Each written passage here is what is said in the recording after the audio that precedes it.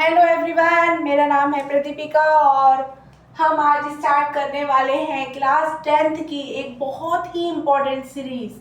इस सीरीज़ को हम 3 मंथ तक कंटिन्यू चलाने वाले हैं। और इसमें हम क्या नया करने वाले हैं बच्चों? इसमें हम आपको प्रीवियस ईयर्स के सारे क्वेश्चन पेपर्स बोर्ड एग्ज़ाम के सॉल्व करवाने वाले हैं, मैथ के, है ना। अगर आप मेरी ये सीरीज पूरी स्टार्टिंग से लास्ट तक 3 मंथ की सीरीज है, बहुत कम टाइम में फटाफट हम सारे प्रीवियस ईयर के क्वेश्चन पेपर सॉल्व करेंगे, डिटेल में सॉल्व करेंगे। सिर्फ सॉल्यूशन नहीं देने वाली हूँ मैं, जो कि आपको गूगल से भी मिल जाता है, मैं आपको क्लियर एक्सप्लेनेशन देने वाली हूँ। अगर आप मेरी ये 3 मंथ की सीरीज को ज्वाइन कर लेते हैं, आप 95 प्लस मार्क्स स्कोर करने वाले हैं, 95% प्लस मार्क्स स्कोर करने वाले हैं। ये मेरा गारंटी है आपके साथ। तो आ जाइए, जुड़ जाइए। आज से ही सीरीज हम स्टार्ट कर रहे हैं और ये कंटिन्यूएशन में 3 मंथ के लिए आने वाली है। रोज हम 5 क्वेश्चंस करेंगे, 5 क्वेश्चंस आपके प्रीवियस ईयर के क्वेश्चन पेपर से। ओके, अगर आप इसे ज़्यादा से ज़्यादा लोग शेयर करते हैं, सब्सक्राइब ज़्यादा से ज़्यादा लोग करते हैं और लाइक कमेंट करते हैं, तो मैं numbers of questions per day बढ़ा दूंगी। अभी हम 5 क्वेश्चन सॉल्व करेंगे। अगर मुझे लगता है आप सभी इसमें इंटरेस्ट दिखा रहे हैं और आप सब लोग इससे जुड़ रहे हैं, ज़्यादा से ज़्यादा लोग इससे जुड़ पा रहे हैं, तो मैं नंबर ऑफ क्वेश्चंस बढ़ा देने वाली हूँ। ये सीरीज आपके लिए बहुत ही हेल्पफुल होने वाली है, तो इसे आप जरूर देखिए। ये देखिए, क्लास 10 का मैथ की सीरीज है, ये प्रीवियस ईयर के क्वेश्चन। ये मैंने क्वेश्चन पेपर में कोड लिया है 30/3/2। ये आपका पेपर कोड है, सेट नंबर 2 है। ये 2025 का, किसका है ये? 2025 का पेपर है। एक एक क्वेश्चन में सॉल्व करूंगी और विद एक्सप्लेनेशन बहुत अच्छे से क्लियरली समझाऊंगी। आप पूरी सीरीज अगर मेरे साथ कनेक्ट होते हैं, आपको 95% से ज्यादा आप स्कोर कर पाएंगे, मे बी 100% भी कर सकते हैं। ओके, इसका फर्स्ट क्वेश्चन देखिए। आपका हमेशा सेक्शन ए में जो आता है वो आते हैं मल्टीपल चॉइस क्वेश्चंस, तो उनको भी मैं विद एक्सप्लेनेशन बताऊंगी। आपका पूरा पेपर विद एक्सप्लेनेशन हम सॉल्व करेंगे। सारे पेपर प्रीवियस ईयर के जितने भी हम 3 मंथ में कर पाएंगे, हम मैक्सिमम से मैक्सिमम क्वेश्चंस कर लेंगे। ओके, देखिए पहला क्वेश्चन आपका क्या है बेटा? देखिए पहला क्वेश्चन आपका बोलता है कि आपका ये क्या है, सर्कल है और एक कोई ये हमारा सेंटर है। सर्कल का क्या है? सेंटर है। ये कोई पी पॉइंट है। पी पॉइंट से हमने क्या किया? टेंजेंट डाला है दोनों साइड। टेंजेंट डाला है दोनों साइड, किस पर? सर्कल पर। और ये वाला जो एंगल है, ये दोनों टेंजेंट, इस तरह से दो टेंजेंट बन रही है सर्कल पे, उनके बीच का जो एंगल है, ये एंगल कितना है? 80 डिग्री है। कितना है ये? 80 डिग्री है। अच्छा, तो उन्होंने हमको पूछा है, क्वेश्चन क्या है हमारा कि हमें क्या बताना है? एंगल ऑफ पीओक्यू, पीओए बताना है। मतलब हमें ये वाले एंगल को बताना है कि इसकी वैल्यू क्या होगी। ठीक है, चलिए हम सॉल्व करते हैं। बेटा देखिए, टेंजेंट क्या होता है? सबसे पहले आपको समझिए कि अगर आपको बिल्कुल भी मैथ नहीं आती है 10th की, तब भी घबराने की जरूरत नहीं है। अगर आपने मेरे साथ 3 मंथ की सीरीज ज्वाइन कर ली, उसके बाद भी आप 95% से भी अबव स्कोर कर पाएंगे, अगर इस सीरीज को आप सीरियसली देख लेते हैं और समझ लेते हैं। अब देखिए, सर्कल क्या है भाई? ये एक सर्कल है हमारा। अच्छा, उस पर टेंजेंट क्या होता है बेटा? टेंजेंट जो होती है, टेंजेंट एक ऐसी लाइन होती है जो आपके सर्कल पर किसी भी एक पॉइंट से जाती है। ठीक है ना? टेंजेंट क्या होता है? किसी भी एक पॉइंट से टच करती हुई कोई लाइन जाती है। ये टेंजेंट हमेशा हमेशा क्या होती है? हमेशा हमारे सेंटर से अगर हम कोई रेडियस इस टेंजेंट पे जिस पॉइंट पे हमारी टेंजेंट टच कर रही है, उस पॉइंट पर अगर हम एक रेडियस बना देते हैं सर्कल से, सेंटर से, तो क्या होगा? ये हमेशा टेंजेंट से क्या बनाएगी? 90 डिग्री का एंगल बनेगा। ये वाला एंगल हमेशा क्या होगा? 90 डिग्री। टेंजेंट हमेशा रेडियस के साथ कितने का एंगल बनाती है? 90 डिग्री। चाहे आप किसी भी पॉइंट पे टेंजेंट खींचे, चलिए ये खींच दिया, ये खींच दिया, ये खींच दिया, किसी भी पॉइंट पे आप सर्कल के टेंजेंट अगर खींचते हैं, टेंजेंट क्या होती है बेटा? सर्कल को टच करती हुई लाइन। टेंजेंट हमेशा सर्कल को एक ही पॉइंट पे टच करेगी, एक से ज्यादा पॉइंट पे टच नहीं कर सकती। ठीक है ना? एक ही पॉइंट। ये थोड़ा सा मेरा गड़बड़ बन गया है, आप कंफ्यूज मत होइए। हमेशा टेंजेंट क्या होगी? जो सिंगल पॉइंट पे टच करेगी। किस पे टच करेगी, ओनली सिंगल पॉइंट पे टच करेगी, ठीक है, वो ही टेंजेंट होगी। और टेंजेंट हमेशा क्या करती है बेटा, रेडियस के साथ 90 डिग्री बनाती है, ये हमेशा परपेंडिकुलर होती है रेडियस से, ठीक है। अच्छा, तो अब ये देखिए ये दो टेंजेंट है, क्या बोला गया है, दो टेंजेंट खींची गई हैं P पॉइंट से, एक A पॉइंट पर टच हो रही है और एक कहाँ टच हो रही है बेटा, B पॉइंट पर टच हो रही है। इसका मतलब ये क्या है, ये वाला एंगल कितना होगा, 90 डिग्री होगा। अब ये एंगल 90 है, ये all over point all over angle कितना है, 80 डिग्री है। ऑब्वियसली ये दो टेंजेंट गई हुई है एक पॉइंट से, तो ये क्या हो जाएगा, इसको कितने में डिवाइड कर देगा, 40 डिग्री में, हाफ में डिवाइड कर देगा, ठीक है। अच्छा, अब ये क्या हो गया, हाफ में डिवाइड हो गया, करेक्ट। तो अब आप क्या करेंगे, ट्राइंगल के तीनों एंगल्स का सम कितना होता है बेटा, ट्राइंगल्स के तीनों एंगल्स का सम होता है 180 डिग्री। तो एक एंगल हमारा 40 डिग्री है, एक हमारा 90 डिग्री है, और एक कुछ भी नहीं है, जैसे x मान लीजिए, बराबर में 0 लिख दीजिए, 0 नहीं सॉरी 180। क्या होता है, ट्राइंगल्स के सारे एंगल का, राइट ट्राइंगल के सारे एंगल्स का, राइट एंगल हो या कोई भी ट्राइंगल हो, उसके सारे जितने भी एंगल्स है, तीनों एंगल्स का सम हमेशा क्या होता है, 180 डिग्री होता है। तो x की वैल्यू क्या आ जाएगी, 180 माइनस, बताइए, 90 प्लस 40 130, कितना आ गया, 50 डिग्री। तो आपका आंसर क्या होगा, आंसर नंबर बी। चलिए क्वेश्चन नंबर 2 पे चलते हैं। क्वेश्चन नंबर 2 क्या बोल रहा है भाई, क्वेश्चन नंबर 2 कह रहा है, हाँ आपको कुछ नंबर्स दिए हुए हैं, क्या नंबर्स दिए हुए हैं, आपको नंबर्स दिए हुए हैं क्वेश्चन नंबर 2 में 2 9 x प्लस 6 2x प्लस 3 5 10 और क्या दिया हुआ है 5, ये दिया गया है, ठीक है। और क्या बोला गया है, इनका मीन क्या है, 7 है, इनका मीन क्या है, 7 है। तो find the value of x। क्या होता है बेटा मीन का क्या मतलब होता है, मीन का मतलब ये होता है बेटा, जैसे जितने भी नंबर हमको दिए गए हैं, जैसे कि हमको जितने भी नंबर दिए गए हैं इन सबको जोड़ के, और जितने नंबर दिए हुए हैं, कितने नंबर है ये, 1 2 3 4 5 6 7 नंबर है, इनका मीन क्या है, 7 दिया हुआ है। मीन का मतलब क्या होता है बेटा, मान लो हमारे पास 5 नंबर्स है, मान लो हमारे पास 5 नंबर क्या है, 2 है प्लस 3 है 4 है 5 है 1 है, ठीक है। ये हमारे पास कितने नंबर हो गए, 1 2 3 4 5 नंबर्स हो गए, ठीक है। अगर हम इनको जोड़े तो कितना आएगा बेटा, 5 4 9 10 15, ये तो कितने हो गए, इन सबको जोड़ा तो कितना आया 15। और कितने नंबर है ये, 1 2 3 4 5, अगर इसमें से 5 को डिवाइड कर देंगे तो ये क्या आ जाता है, मीन आ जाता है। तो इस हिसाब से इस वाले क्वेश्चन में हमको क्या दिया हुआ है, मीन की वैल्यू 7 है बोला गया है। क्या बोला है, मीन की वैल्यू हमारे 7 है। तो हमें क्या करना है, बस इन सब नंबर को आपस में जोड़ देना है, 2 plus 9 plus x plus 6 plus 2x plus 3 plus 5 plus 10 plus 5 divided by, divide में क्या लिखेंगे बेटा, कितने नंबर है ये टोटल, 1 2 3 4, ये पूरा एक नंबर है, ठीक है भाई, ये पूरा एक नंबर है। जो भी प्लस इस नंबर में 2 टर्म है बस, लेकिन ये नंबर पूरा एक ही माना जाएगा। 4 5 6 7 टोटल नंबर कितने हैं, 7, ठीक है। समझ में आ रहा है किस तरह से मीन निकालते हो। मीन की वैल्यू आपको दी गई है तो x की वैल्यू बस सबको निकालनी है। तो आपने क्या करना है, अब यहाँ पे सबको जोड़ दीजिए भाई, जो बिना x के हैं और जो x वाली टर्म्स है, x वाली टर्म्स हमेशा x वाली टर्म से जुड़ेगी और बिना x वाली से जुड़ेगी। 7 इधर पे चला जाएगा तो मल्टीप्लाई में हो जाएगा तो 49 हो जाएगा।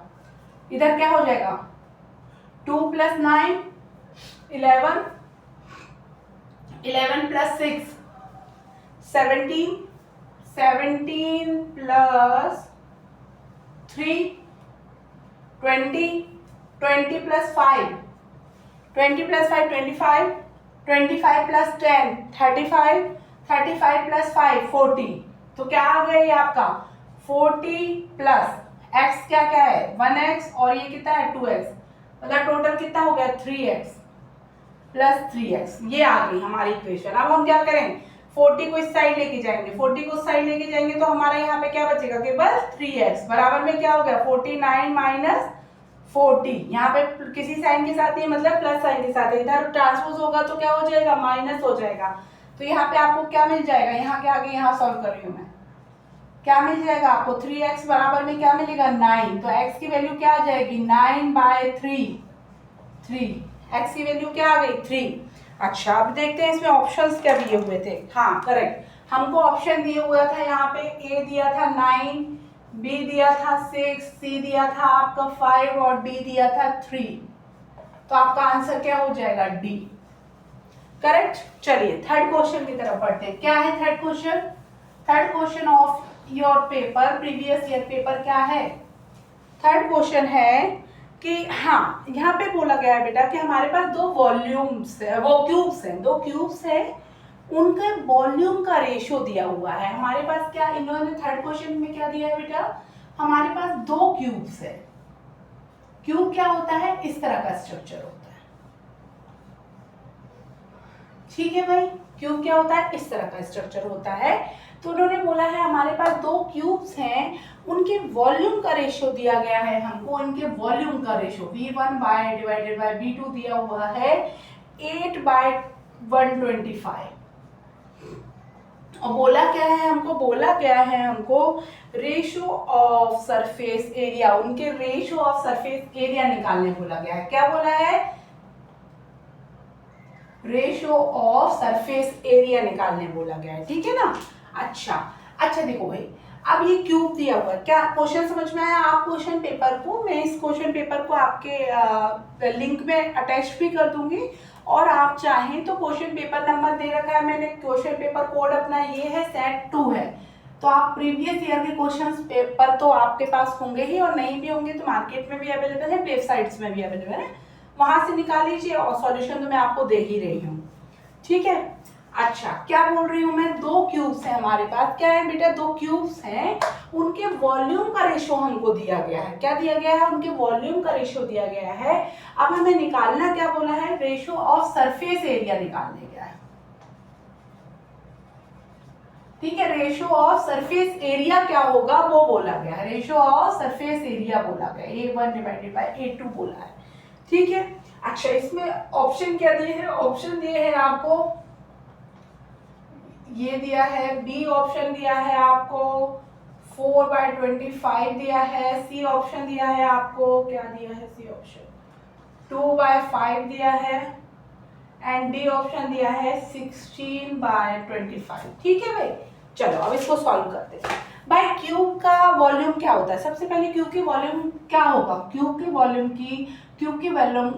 का फॉर्मूला होगा ए क्यूब, करेक्ट, ठीक है।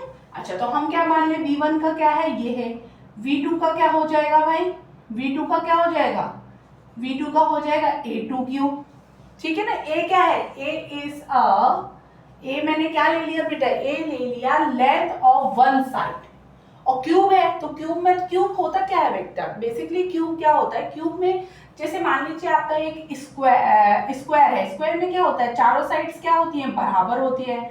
स्क्वायर में क्या होती है, चारों साइड बराबर होती हैं। अब इसी स्क्वायर को हम क्या दे दें, लेंथ दे दें और विड्थ दे दें, दोनों ही इसको अगर हम प्रोवाइड कर दें तो ये क्या बन जाता है, क्यूब बन जाता है। तो क्यूब में बेसिकली इस तरह का स्ट्रक्चर होता है, और इसकी सारी साइड्स क्या होती है बेटा, बराबर होती है। मान लो इसकी साइड की लेंथ क्या है, a है, तो इसका वॉल्यूम क्या होगा, a क्यूब होगा, ठीक है ना। Volume of a cube and volume of v cube ये दिया हुआ है ना, ये हमको ऑलरेडी क्वेश्चन में दिया हुआ है, तो हम रख लें V1/V2 की जगह हम ये रख सकते हैं ना। तो क्या आ गया है हमारा 8/125, करेक्ट। अच्छा अब हम क्या रख लें, A1 क्यूब A2 क्यूब की जगह हम क्या रख सकते हैं, यहाँ पे 2 की पावर क्यूब, 8 को हम 2 की पावर क्यूब लिख सकते हैं, 125 को भी हम 5 की पावर क्यूब लिख सकते हैं ना। कैसे लिख सकते हैं पता ही होगा आपको, देख लो 5 × 5 × 5, तो ये क्या हो गया 5 क्यूब, 2 × 2 × 2, तो ये क्या हो गया 2 क्यूब। इसको सॉल्व करोगे तो 8 आएगा, इसको सॉल्व करोगे तो 125 आएगा, ठीक है। तो हम इसकी जगह अगर 8 और 125 की जगह ये लिख लें तो चलेगा। चलिए अब ये क्यूब क्यूब दोनों साइड से क्या हो जाएगा, अलग हो जाएगा। तो A1 की वैल्यू क्या आ गई 2 आ गई, और A2 की वैल्यू क्या आ गई 5 आ गई। सिंपली आप ये समझिए A1/A2 की वैल्यू क्या आ गई 2/5 आ गई, ठीक है। अच्छा, अब सरफेस एरिया क्या होता है, रेशो हमको पूछा क्या गया है, ये तो एक आ गया हमारा, सॉल्व करके हमने निकाल लिया जो दिया था उसके थ्रू, ठीक है। अब हमको बोला है सरफेस एरिया का रेशो बताना है। क्या होता है भाई सरफेस एरिया? सरफेस एरिया क्या होगा बेटा, ये वाला एक सरफेस है जैसे इसका, है ना, ठीक है, एक सरफेस ये है। कितने सरफेस होंगे किसी भी क्यूब में? किसी भी क्यूब में 6 सरफेस होते हैं। कैसे? एक ऊपर, एक नीचे, एक इस साइड, एक इस साइड। और कहाँ पे होता है एक, वो आपको समझ में नहीं आएगा, लेकिन टोटल मिलाकर 6 सरफेस होते हैं। टोटल मिलाकर कितने सरफेस होंगे? जैसे कि मान लीजिए ये ही है आपका एक क्यूब है, इसकी सारी डायरेक्शन बराबर है, तो एक ये, एक इस साइड, इधर इधर, एक ऊपर, एक नीचे, इस तरह से कितने सरफेस होते हैं? 6 सरफेस होते हैं। और सरफेस का एरिया क्या होगा? सरफेस का एरिया क्या होगा? ये मान लीजिए एक सरफेस है, दोनों के साइड ए है, तो इसका एरिया क्या होगा? इसका एरिया होगा ए स्क्वायर। और टोटल कितने सरफेस है? 6 सरफेस है। तो क्या हो जाएगा? A1 का टोटल सरफेस एरिया कितना हो जाएगा? 6A1, सॉरी, हाँ, क्यूब 1 का टोटल सरफेस एरिया कितना हो जाएगा? 6A1 square. करेक्ट? समझ में आया कैसे? टोटल सरफेस कितनी है? 6 है। एक सरफेस का एरिया क्या होगा? अगर उसकी हमारे क्यूब नंबर 1 की एक साइड की वैल्यू A1 है, तो एक सरफेस का एरिया A1 स्क्वायर होगा। और टोटल कितने सरफेस है? 6 सरफेस है, तो ये आ जाएगा, है ना, A1। अब हमें नीचे क्या रखना है? A2, ratio of surface area, दूसरे वाले क्यूब का सरफेस एरिया। वो क्या होगा? अगर दूसरे क्यूब की साइड A2 मानी है हमने, तो वो क्या हो जाएगा टोटल उसका surface area? 6A square. Correct? Confusion है कोई? अगर कोई कंफ्यूजन हो तो आप मुझसे दोबारा कमेंट बॉक्स में मेल मैसेज कर सकते हैं कि ये वाला क्वेश्चन मैम दोबारा रिपीट कर दीजिए, मैं और अच्छे से डिटेल में अलग से वीडियो बनाऊंगी उसके लिए, ठीक है। अब क्या हो जाएगा? 6 से 6 कैंसिल हो जाएगा। रख दीजिए A1 डिवाइडेड बाय A2। इसको कैसे लिख सकते हो आप? कैसे लिखते हो? टोटल को स्क्वायर लिख सकते हो। और A1 और A1 डिवाइडेड बाय A2 की वैल्यू क्या निकाल चुके हैं हम? 2/5। क्या निकाल चुके हैं? 2/5। तो ये टोटल स्क्वायर हो जाएगा, तो क्या हो जाएगा? 4/25। है कोई आंसर? ये आंसर हो जाएगा। करेक्ट? अच्छा, चलिए क्वेश्चन नंबर 3 हो चुका है। अब 4 पे चलेंगे। क्वेश्चन नंबर 4 क्या है भाई? अच्छा, देखिए बड़ा अच्छा क्वेश्चन है ये भी। क्वेश्चन नंबर 4 दिया हुआ है आपको कि आपके पास एक ट्राइंगल है, ठीक है, PQR, ठीक है। उन्होंने P के वो दे दिए हैं, क्या दिया है भाई? P का क्या दिया हुआ है? कोऑर्डिनेट्स दिए हुए हैं। क्या दिए हुए हैं? कोऑर्डिनेट्स दिए हैं। साथ ही साथ Q के कोऑर्डिनेट दिए हुए हैं 5 और 2। और उन्होंने बोला है कि अगर हम एक कोई ट्राइंगल है जिसके दो कोऑर्डिनेट्स उन्होंने P और Q के, PQR क्या है हमारे पास? एक ट्राइंगल है, PQR एक ट्राइंगल है, और उन्होंने क्या दिया हुआ है? कोऑर्डिनेट्स दिए हुए हैं। तीन कोऑर्डिनेट्स में से हमको दो कोऑर्डिनेट्स की वैल्यू दी हुई है, और उन्होंने बोला है कि इस PQ लाइन पर कोई एक पॉइंट है। मान लीजिए वो पॉइंट क्या है हमारा? मान लीजिए ये पॉइंट हमारा A है, ठीक है, कोई पॉइंट A है। तो उन्होंने बोला है कि ये पॉइंट इन दो पोर्शंस को किस तरह से डिवाइड करता है भाई? किस तरह से डिवाइड करता है? ये करता है, मान लीजिए ये M1 है और ये M2 है। करेक्ट? ये M1 है, ये M2 है। तो M1 डिवाइडेड बाय M2 का रेशियो उन्होंने क्या बोला है? उन्होंने बोला है कि एक लाइन है PQ, उस पर कोई पॉइंट A है जो कि क्या करता है? इस लाइन को 1 मिनट आई हैव टू, हाँ, 2/1 के रेशियो में डिवाइड करता है। समझ में आया? मतलब कि इनका रेशियो, अगर ये PQ एक लाइन है जिसके कोऑर्डिनेट दिए हुए हैं, तो उन्होंने हमें बोला है कि उसके बीच में कोई पॉइंट है, PQ लाइन पर कोई पॉइंट है, इस तरह से है कि वो PQ को किस रेशियो में डिवाइड करता है? 2/1 के रेशियो में डिवाइड करता है। तो हमारा क्वेश्चन क्या पूछा गया? हमको इसके इस पॉइंट A के क्या बताने हैं? कोऑर्डिनेट्स बताने।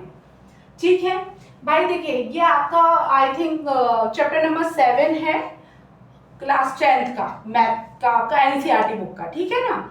अच्छा, तो हमारे पास रेशो का फॉर्मूला क्या होता था बेटा, हमारे पास रेशोज का फॉर्मूला होता था m1 divided by m2 x minus x1 divided by x2 minus x only x, correct. अच्छा, और इसी को जब हमें y के फॉर्म में लिखना होता था तो क्या होता था y minus y1 divided by y2 minus y।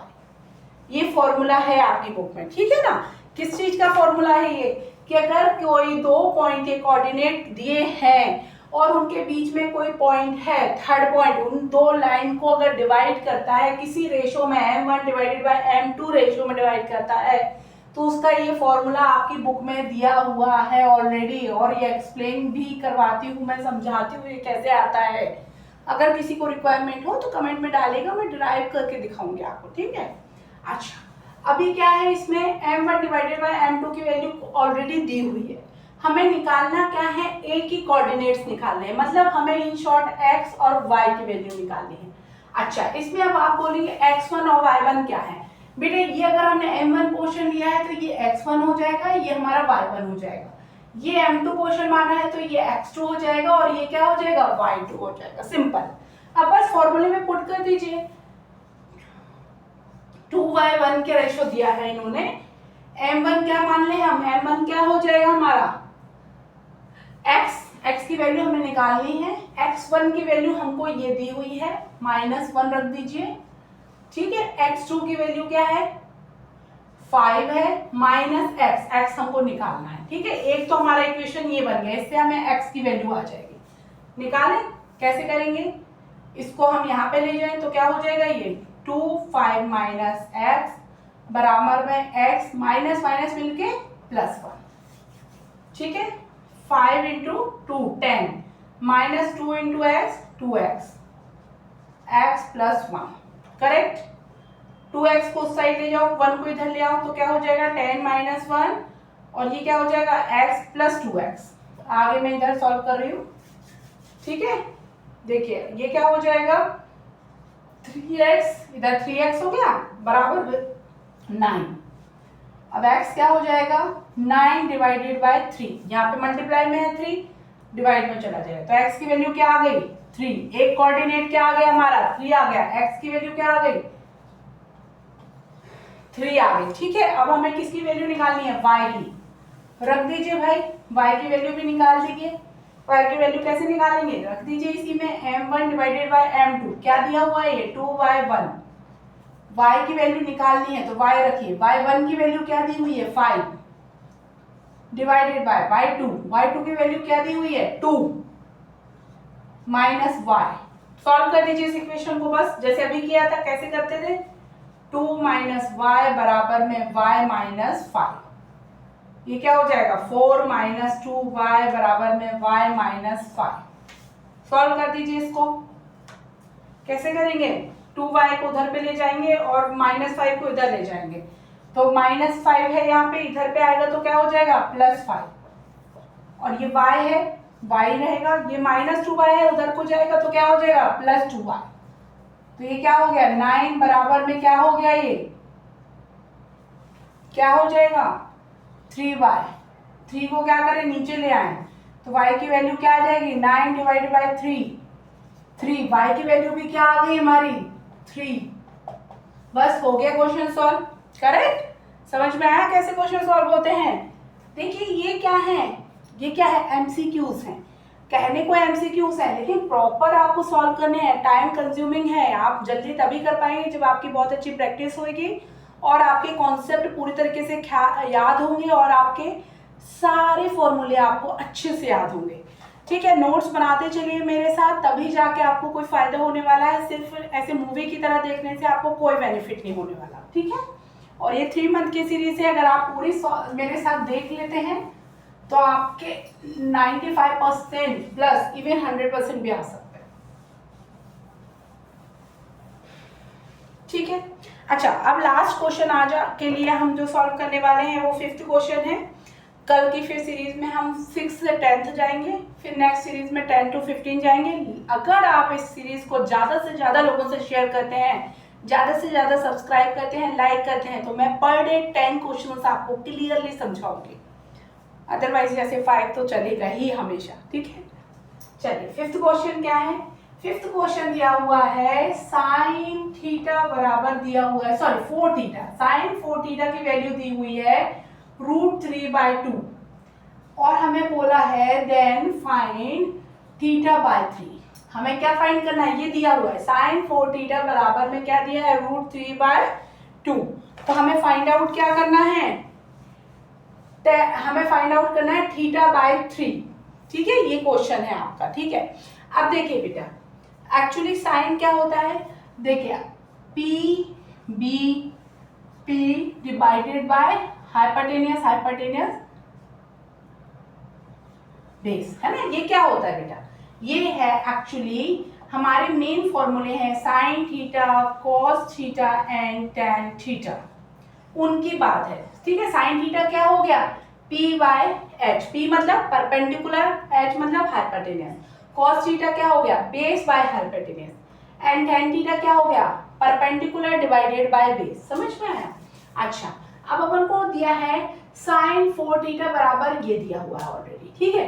अच्छा, अब आपको पता है ये वैल्यू किस में आती है, साइन की आपको वैल्यूज याद है, साइन 0 क्या है, साइन 30 क्या है, साइन 60 क्या है, किसकी वैल्यू है ये वैल्यू है साइन 60 की। क्या होता है साइन 60, साइन 60 होता है √3/2। साइन 60 क्या होता है, √3/2। अच्छा, तो साइन 60 √3/2 है, मतलब इसका क्या है, 4 थीटा की वैल्यू क्या होगी हमारी 60 डिग्री। 4 थीटा की वैल्यू क्या होगी, मतलब 60 डिग्री। साइन 60 होगा तभी तो ये वाली वैल्यू आएगी। चलो ये तो मैं आपको बताया, लेकिन इसकी रिक्वायरमेंट ही नहीं थी इस क्वेश्चन में। आई थॉट कि इसकी जरूरत पड़ेगी इसलिए मैं बता रही थी, लेकिन जब मैंने क्वेश्चंस को दोबारा देखा तो मुझे लगता ही नहीं उसमें जरूरत है, ठीक है। तो साइन 60 क्या हो गया √3/2, ठीक है। तो 4 थीटा का इसका मतलब क्या है, ये जो वैल्यू दी है 4 थीटा ये क्या है 60 के बराबर है, तभी इसकी वैल्यू क्या आई √3/2। अच्छा, अब ये है तो थीटा की वैल्यू क्या हो गई 60 डिवाइडेड बाय 4 यहाँ मल्टीप्लाई में है तो डिवाइड में चला जाएगा। अब फाइंड आउट क्या करना है, थीटा बाय 3, यही फाइंड आउट करना है ना। अगर थीटा ये है तो थीटा बाय 3 क्या होगा 60 डिवाइडेड बाय 4 इंटू 3, यही पूछा गया है, डिवाइड में 3 तो करना है हमको, कर दीजिए। 5 डिग्री थीटा की वैल्यू, सॉरी थीटा बाय 3 की वैल्यू क्या आ जाएगी 5 डिग्री, करेक्ट। देखिए थीटा की वैल्यू थी 40 है, 60/4 डिवाइडेड में हमको क्या थीटा की वैल्यू थी ये, इसमें डिवाइड में 3 भी कर दिया मल्टीप्लाई, तो क्या आ गया थीटा बाय 3 आ गया। तो थीटा बाय 3 की वैल्यू क्या हो गई 5, आंसर क्या आ जाएगा 5 डिग्री। Okay fine, bye.